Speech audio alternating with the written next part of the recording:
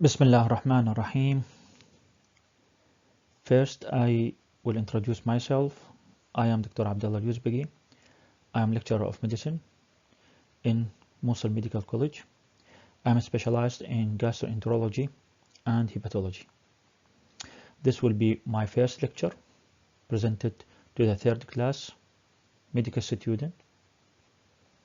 First, I will say welcome, and I hope this year will be knowledgeable, and I wish to stay safe away from disease. My lecture will be about presenting problem in gastroenterology or gastrointestinal diseases. The objective of our lectures will be: we try to cover the most common presenting symptoms related to the gastrointestinal tract.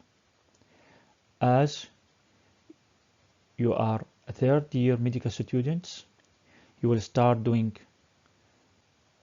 clinical medicine training, and you should be familiar with these symptoms.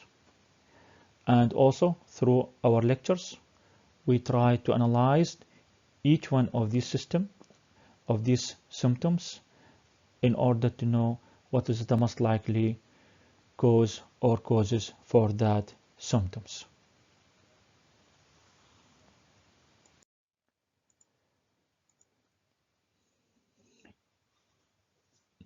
First, symptoms related to the GI tract is what is called dysphagia. What we mean by dysphagia is difficulty in swallowing. The patient told you that I had difficulty or I cannot swallow food or fluid. Sometimes it may be coexist with heartburn and vomiting. What we mean by heartburn will be covered in the next few slides. But the feeling of dysphagia should be differentiated from what is called globus sensation. Globus sensation means that the patient feels there is a lump in the throat or in the upper esophagus, but there is no organic cause for such feeling. That is to say, it is most likely a functional disorder, and it is commonly seen in anxious people or those who have what is called psychosomatic disorder. So the feeling in patient with globus sensation, they are complaining from lump in the throat, and this feeling is not related to the process of swallowing. He feel that or she feel that there is a lump in the throat even without swallowing. Also, dysphagia sometimes may coexist with what is called odynophagia. Odynophagia means pain during swallowing. The patient told you, in addition to difficulty in swallowing, he may had painful swallowing. And the presence of pain during swallowing indicate that the patient had esophagitis, whatever the cause of this esophagitis. It may be due to gastroesophageal reflux, may be due to pill-induced esophagitis, or sometimes candidiasis. So dysphagia sometimes may exist with other coexisting symptoms.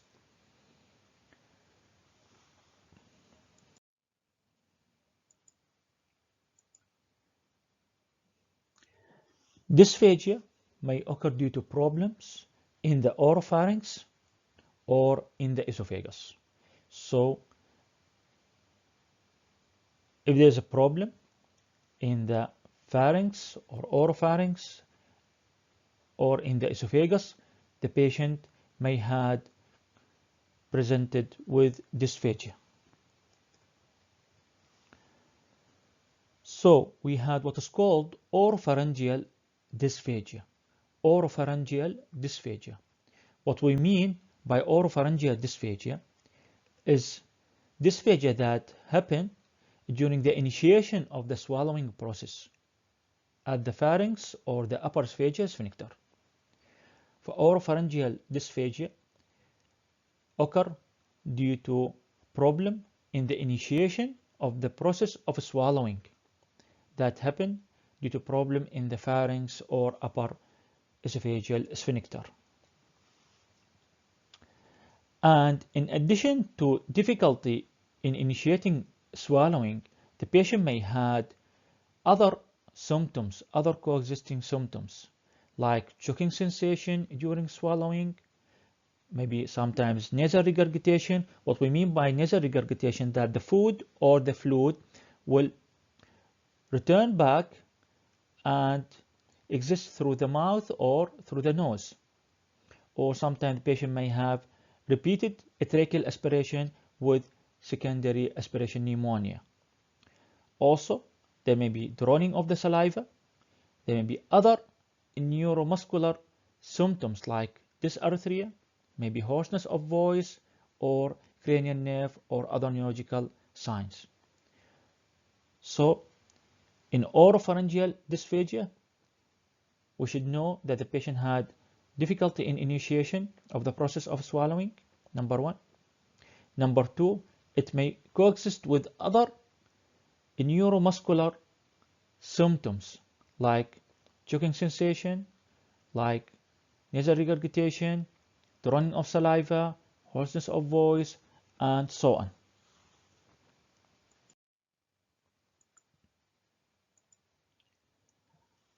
While the other form of dysphagia is called esophageal dysphagia. It occurs due to obstruction of the lumen of the esophagus or due to a problem in the motility of the esophagus. So either we had something that caused the lumen of the esophagus become narrow, or the motility of the esophagus is abnormal. The patient who had esophageal dysphagia, they are complaining from sticking of food after swallowing. Sticking of food after swallowing. Not like the oropharyngeal dysphagia. As we mentioned, that patient with oropharyngeal dysphagia, they feel there is a problem during the initiation of the process of swallowing, where patient with esophageal dysphagia, they feel that the food stick after swallowing.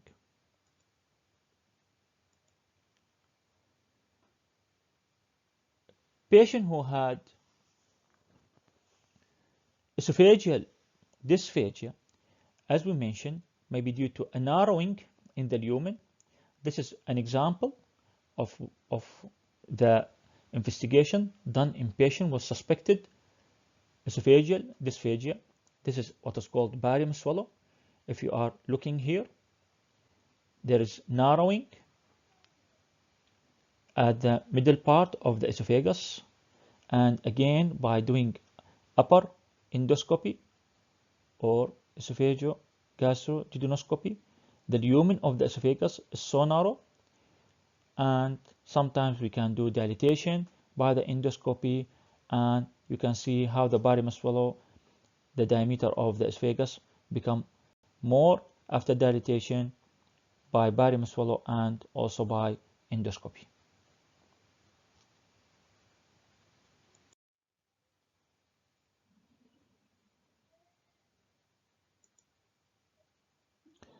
So we should understand that we have two types of dysphagia. We had oropharyngeal and esophageal. Patient who had oropharyngeal dysphagia, they had problem in the initiation of the process of swallowing. They feel mainly dysphagia with liquid more than with solid, and they have other symptoms suggestive of a neuromuscular disorder, as we already mentioned. While those who have esophageal dysphagia due to either stenosis of the lumen of the esophagus or due to problem in the motility of the esophagus, and such patient, they complaining from food stick after swallowing, and the dysphagia is more prominent with solid food, or sometimes they have dysphagia for liquid and solid.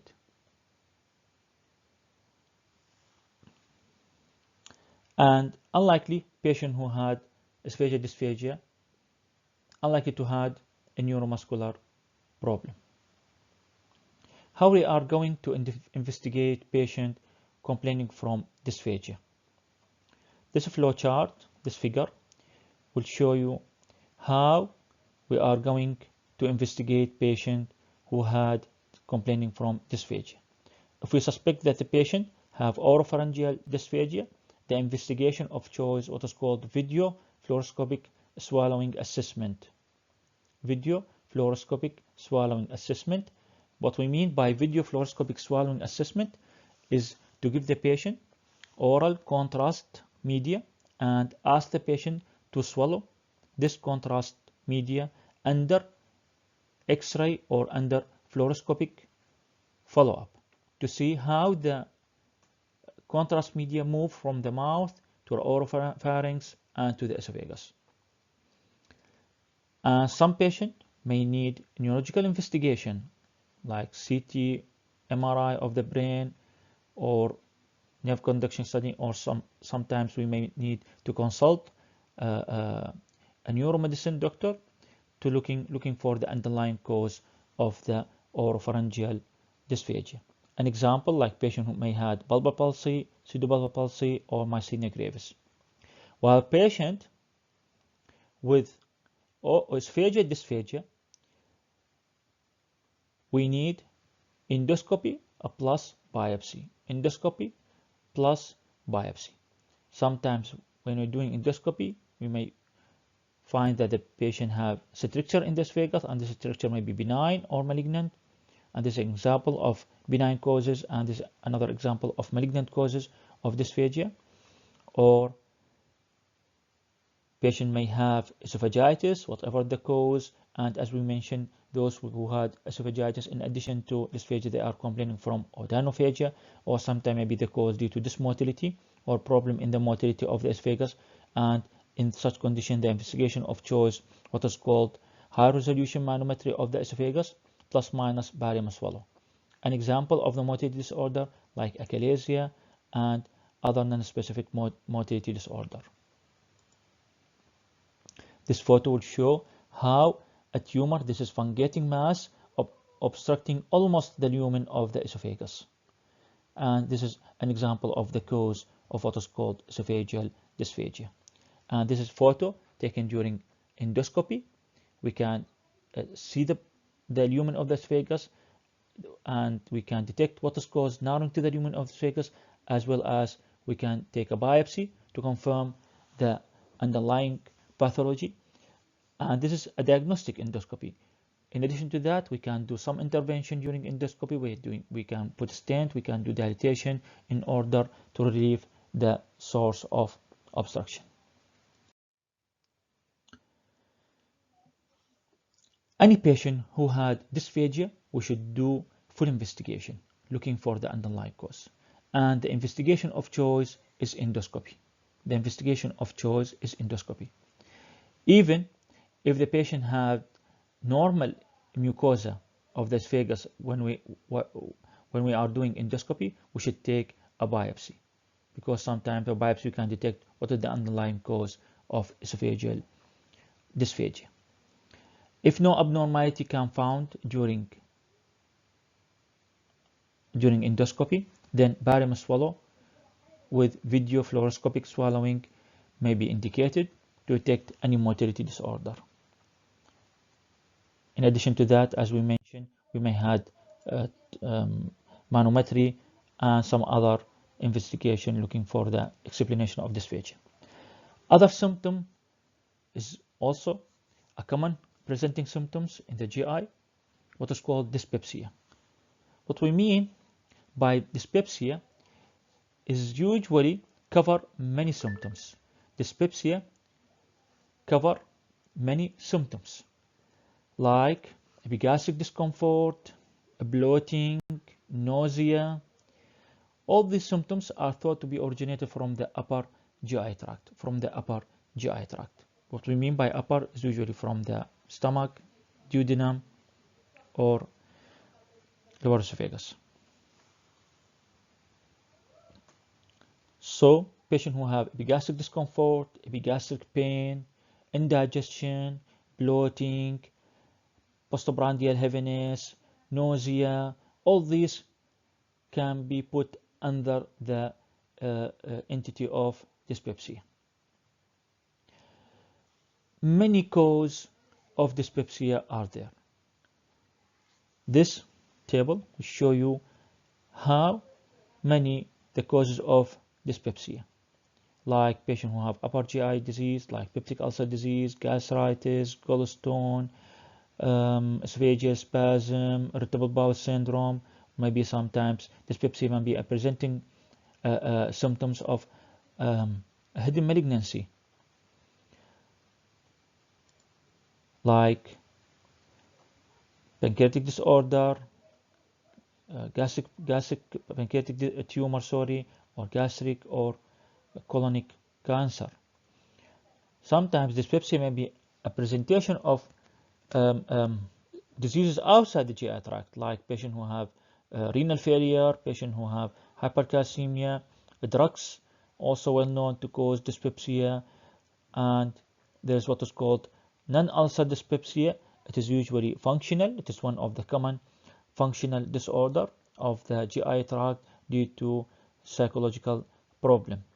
Even alcohol can cause dyspepsia. People who present with a new onset of dyspepsia and who are more than 55 years old, or those who had younger than 55 years but they have no response to the empirical treatment, should be investigated to exclude serious disease. So,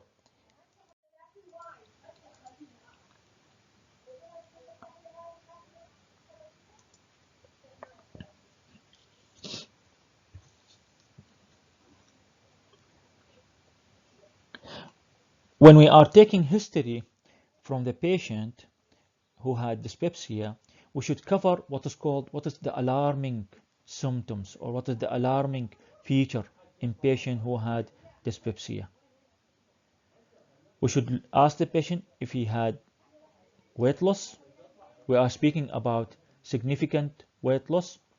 We should looking for anemia, either by doing clinical examination or by lab. If the patient have coexisting vomiting, if the patient have upper GI bleeding, manifested as hematemesis and or melena, if the patient had dysphagia, or if there is a palpable abdominal mass, these are considered as alarming feature in any patient who have dyspepsia. Patient with dyspepsia plus alarming feature need urgent investigation, because this may reflect there is a serious problem in the upper GI tract.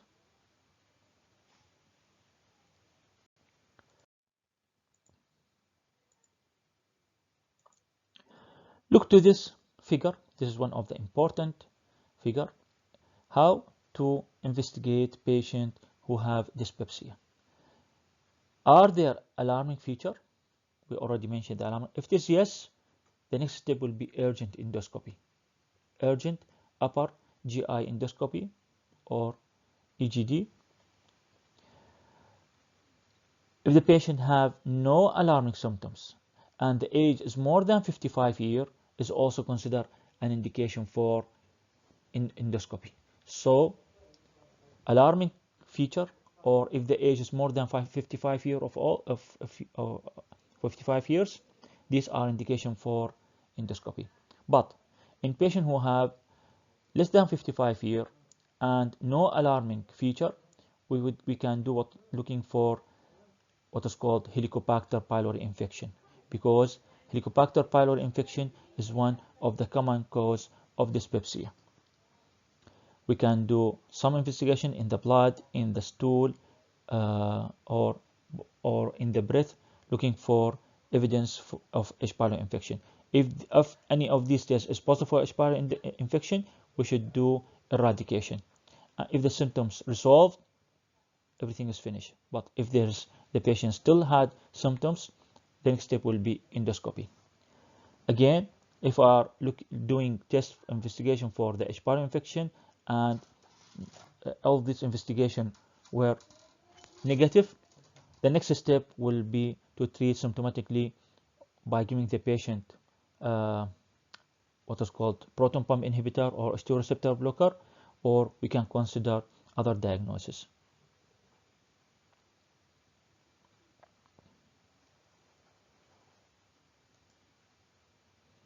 This is an example of a patient who had dyspepsia, and when we are doing endoscopy, this is the stomach. There is a large fungating mass lesion. This is an example of CA stomach presented as dyspepsia. Another example, sometimes the patient may have ulcer. This is a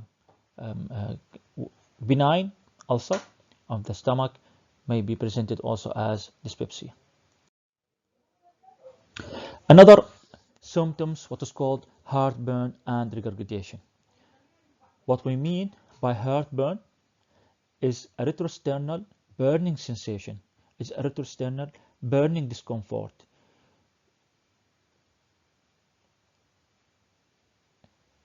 Accompanied by what is called regurgitation of acid or a bitter fluid to the throat. So, a retrosternal burning discomfort associated with regurgitation of acid or bitter fluid into the throat. Usually, heartburn and regurgitation is mainly seen after meal or on lying flat or during bending, straining, or heavy lifting, as straining, heavy lifting will increase the intra-abdominal pressure, and this will press on the stomach, causing regurgitation. Heartburn and regurgitation considered as classical symptoms of what is called gastroesophageal reflux disease. Gastroesophageal reflux disease is one of the common problems in the GI disorder. It is due to a reflux of the gastric acid, usually gastric acid, and to a lesser extent alkaline or biliary secretion from the stomach to the esophagus, and such patient may present it with heartburn plus minus regurgitation. In addition to heartburn and regurgitation, patients who have gastroesophageal reflux disease may also complain from other symptoms like chest pain, belching, halitosis, chronic cough, or sore throat. So you should keep in mind any patient who presented with recurrent non-classical chest pain, this may be a manifestation of gastroesophageal reflux disease. In addition to that, such patient may have other symptoms like halitosis, coughing, recurrent sinusitis, dental caries, and so on. In young patients with classical symptoms and good response to dietary changes, what we mean by dietary changes, for obese patient, we should reduce weight and to avoid lying flat immediately after eating, to reduce food rich in fat, to reduce drinking tea, coffee, add these, or chocolate, add these will relax the lower esophageal sphincter and aggravate the reflux. Plus, giving the patient medication with anti-acid or acid suppression. If such patient doing good with dietary changes plus medical treatment, this is considered as therapeutic trial, and we can say that such patient had gastroesophageal reflux disease. So, in young patient with no alarming symptoms and classical presentation. In such condition, we instruct the patient to change dietary habit and to start taking medication. If he is doing well, the symptoms disappear. This is considered as diagnostic of gastroesophageal reflux disease. But in patient who is over the 55 year, or in those who have non-classical presentation, or there is alarming symptoms, in such condition, upper GI endoscopy is indicated. We will speak now about other presenting symptoms. Vomiting. Vomiting is one of the common symptoms related to the GI disorder. It is a complex reflex, involve both autonomic and somatic neural pathway. It results from synchronous contraction of the diaphragm, of the intercostal muscles, abdominal muscle that increase the intra-abdominal pressure, and combined with relaxation of the lower esophageal sphincter, and this will end with forcible ejection of the gastric content. We should differentiate true vomiting from regurgitation, and we should know is that vomiting is an acute or chronic in order to know what is the underlying cause.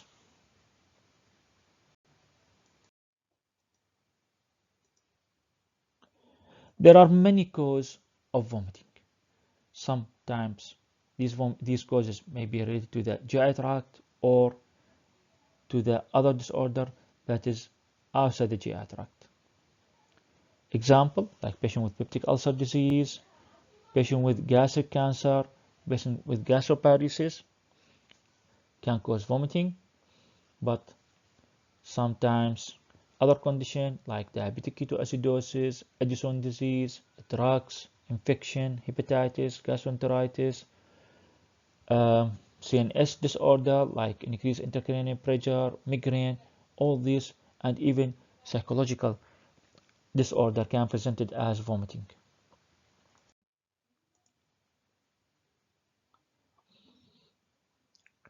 Another symptoms, what is called weight loss. Weight loss.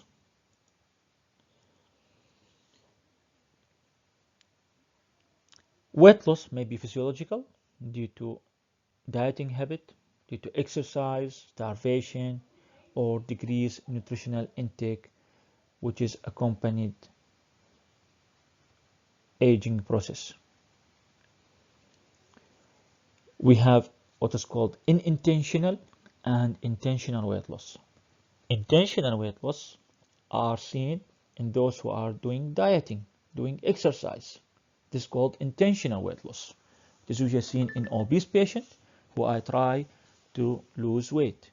But unintentional weight loss due to something pathological. Any weight loss of 3 kg over 6 months is considered significant, and we should looking for the underlying cause.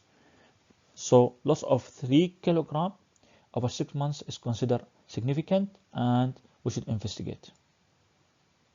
This is an example when we are what is called doing general examination. We will looking to the wasting of the muscle, wasting of the muscles. We can describe this patient like skin and bone, skeleton-like. This is seen in patients who have significant weight loss, advanced weight loss.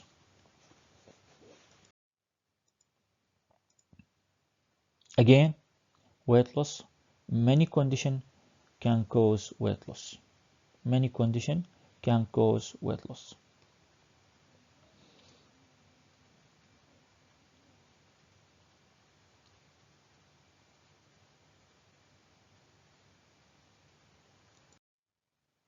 We should ask patient who had weight loss commonly if there is loss of appetite, if the weight loss is associated with loss of appetite, or the patient had good appetite or increasing appetite, in spite of that he is losing weight. But there is some condition that can cause weight loss in spite of eating normally or even eating more food, like in patients who have diabetes, in thyrotoxicosis. These are an example of weight loss in spite of eating large amount of food. Some causes of weight loss are easily overlooked, like patients who may have depression, may have anxiety, those who have sleep deprivation, those who had chronic pain, psychological deprivation, malnutrition in the elderly, existing condition like advanced heart failure, like chronic obstructive pulmonary disease, diabetes, hyperthyroidism, malignancy, occult malignancy, Addison disease, and anorexia nervosa is also considered as an example of unexplained weight loss. By this, we finish the first lecture, and I want to say thank you for listening to my presentation. See you inshallah in the next lecture.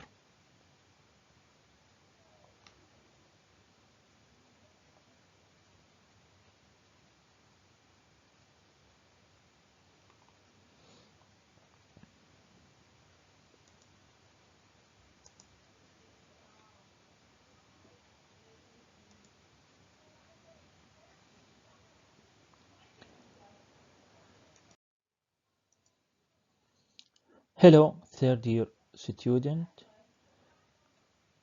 I will continue presenting the common problems in the gastrointestinal disease. This will be the second lecture.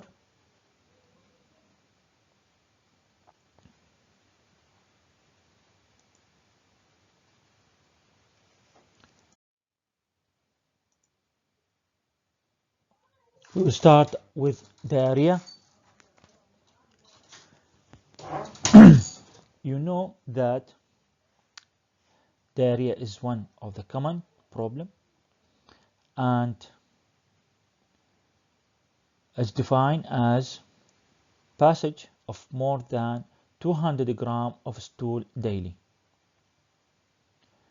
Measurement of stool volume is helpful in confirming the diagnosis of diarrhea, but this is not practical, really.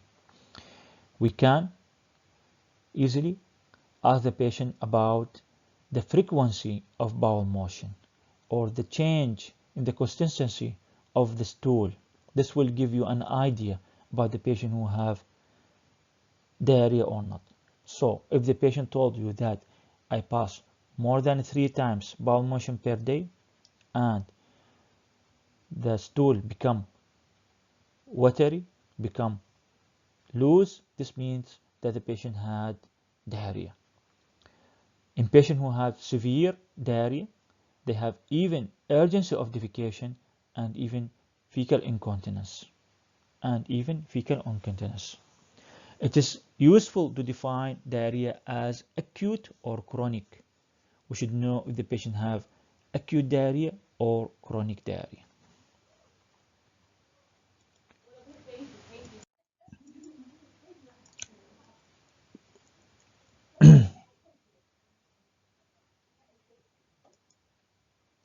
Acute diarrhea is defined as any diarrheal illness that lasts less than 2 weeks.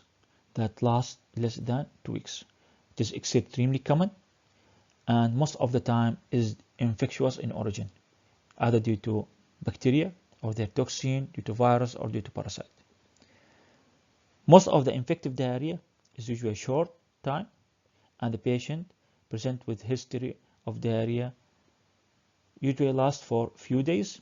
Rarely we see a patient who have diarrhea due to infection last more than 10 days. So most of the cases it will last for few days, after that will recover.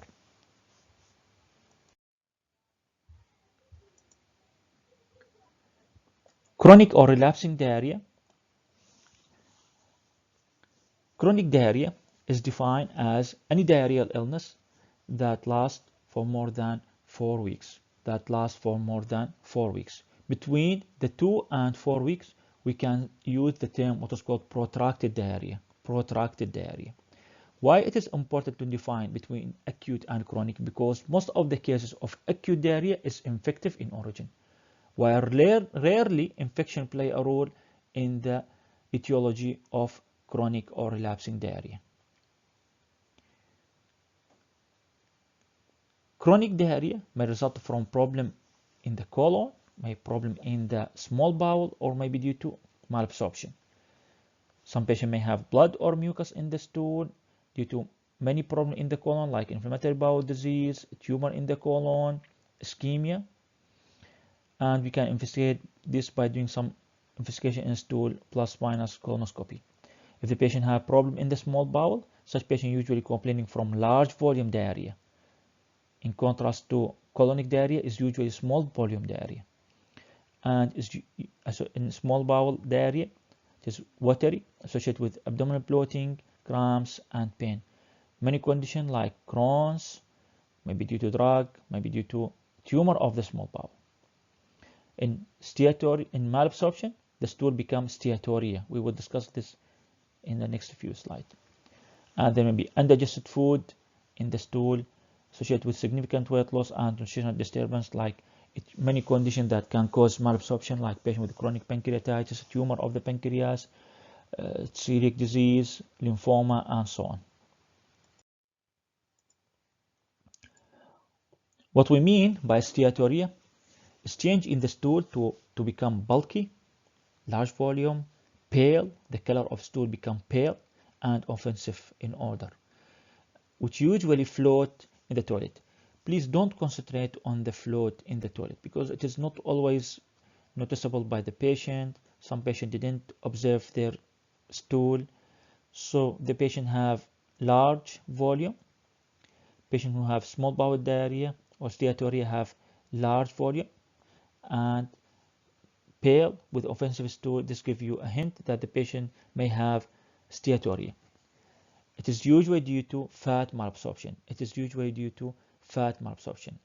Accompanied by steatorrhea, usually accompanied by abdominal distension, feeling of progressive or excessive bowel sound, what is called borborygmi, abdominal cramps, weight loss, and the presence of undigested food in the stool. Some patients may have also malaise and lethargy. This is an example. Show you how the stool float in the toilet. Other symptom, it is called constipation. This is against diarrhea. Constipation is defined as infrequent passage of hard stool. Normal person can pass one bowel motion up to 3 days. If it is more than 3 days, it will be under definition of constipation. Or if the patient pass hard formed stool, is considered also as constipation. The patient may have straining during defecation. They have feeling of incomplete evacuation and may be associated with anal or abdominal discomfort. Many GI disease or other extra GI disease can be manifested as constipation.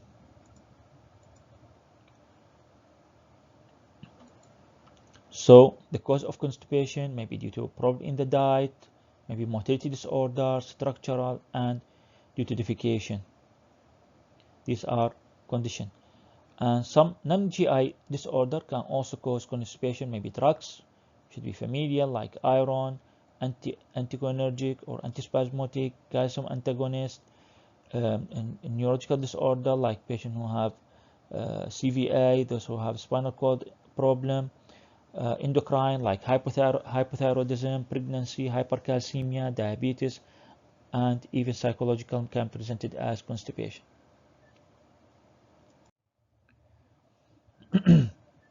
Another common and important symptoms, what is called hematemesis. Some patient can present to you complaining from vomiting of red vomitus, with or without clots is due to bleeding from the upper GI tract, or the patient may vomit what is called coffee ground vomitus. It is a black to brownish background, and it's usually seen if the patient have less severe upper GI bleeding. So hematemesis is vomiting of coffee ground material or vomiting of clot. Red clot is also considered as hematemesis. If the patient have more severe, it will be a fresh blood plus clot. If it is less severe, it will be hematemesis coffee ground. Sometimes upper GI bleeding may be reflected as syncope. So keep in mind, any patient presented with unexplained syncope may be due to upper GI bleeding. And such condition there will be hypotension due to volume depletion. If the patient have chronic bleeding, it may be manifested as anemia. So the patient have passage bleeding of small amounts every now and then, and this will end with anemia. Another symptoms related to upper GI bleeding, what is called melena. Melena is a passage of a black tar stool containing altered blood. Is due to bleeding from the upper GI tract, but sometimes even bleeding from the small bowel or up to the right side of the colon can be manifested as melena. The color become black tar stool. The smell is very bad, and it will be loose, and the stool become loose. Usually these are characteristic of melena. Why the color of stool become black? Because of the effect of the digestive enzymes and the presence of bacteria on the hemoglobin. Due to effect of the digestive enzymes on the hemoglobin and also the colonic or intestinal bacteria. Severe acute upper GI bleeding can cause sometimes bleeding per rectum, the passage of a bright red stool, or what is called marron color stool. All these can be manifestation of upper GI bleeding. Another is what is called bleeding per rectum, or lower gastrointestinal bleeding. Is due to bleeding from the colon, anal canal, or small bowel. It is important to differentiate those who have acute bleeding from those who have chronic or subacute bleeding. And most of the causes of lower GI bleeding is usually surgical in condition rather than medical. This is an example of hemorrhoidal bleeding or piles. Lower GI bleeding, if it is acute, maybe due to ischemia, due to angiodysplasia, diverticular disease, or if it is chronic or moderate, maybe due to fissure, hemorrhoid, inflammatory bowel disease, also tumor, polyps, and so on. There is one entity called what is called chronic occult GI bleeding. What we mean by occult, that the patient didn't notice that he is by his naked eye that he passing blood or passing melena color stool. So it is small amount of a bleeding over a long time and with anemia.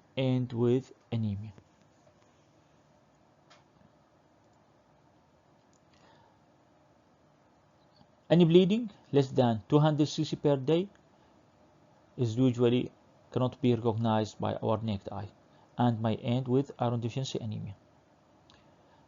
Any cause of GI bleeding may be responsible, but most likely colorectal cancer, in particular carcinoma of the right side of the colon and cecum that can produce anemia with no GI symptoms. How we are going to know that the patient who had anemia is due to chronic occult GI bleeding? We can do simple test, what is called fecal occult blood test. This is a simple test, just putting a sample on a slide here, sample of the stool on slide here, looking for short time. After that, if the change in the color is considered as positive fecal occult stool.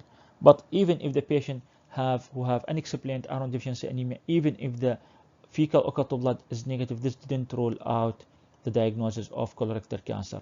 The next step will be colonoscopy. Another common presenting symptoms is abdominal pain. Regarding abdominal pain, we have four types of abdominal pain. We have what is called visceral. You know that the gut organ are insensitive to stimuli like burning or cutting, but are sensitive to distension, contraction, twisting, and stretching. Pain from this problem usually is not localized, and most of the time are located in the midline. Parietal, due to involvement of the peritoneum, and it's usually sharp and well localized and lateralized pain. We have referred pain, like patient who had MI presented with gastric pain, patient who had gallbladder pain may be referred to the back or shoulder tip. Or psychogenic, due to emotional or psychological disorder. In patient who had depression or somatization may have vague and unexplained abdominal pain. Acute abdomen is one of the important condition, as 50% of all urgent admission to the general surgical units is secondary to acute abdomen. Most of the cases are surgical in origin and rarely seen by a physician, commonly seen by a surgeon, but there are some medical causes of acute abdomen. These are examples like appendicitis. These are surgical: cholecystitis, pancreatitis, and perforated viscous, obstruction, and so on.